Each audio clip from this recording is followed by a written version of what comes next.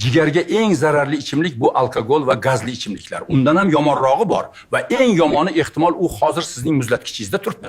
Uni ichganingizda birdan tetik bo'lib qolasiz. Ko'z ochiladi, kayfiyat ko'tariladi, go'yo yoki charchoq yo'qolgandek. Lekin bir necha soatdan keyin nima bo'ladi? Yana charchoq, yana holsizlik, ba'zida esa bosh og'riq. Ko'pchilik bunga e'tibor bermaydi. Aslida esa organizm ichkarida boshqa narsa bo'lyapti. Jigar ortiqcha yuk bilan ishlayapti, yurak tezlashib ketyapti, asab tizimi dam ola olmayapti va bu jarayon darrov sezilmaydi.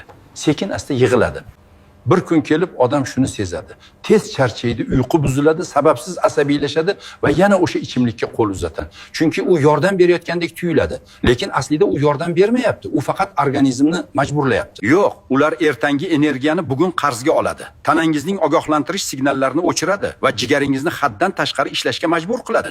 Xitoy tabobatida biz bunday narsalarga umuman yaqinlashmaymiz. Chunki biz bilamiz, jigarni asrasangiz hamma narsani asraysiz.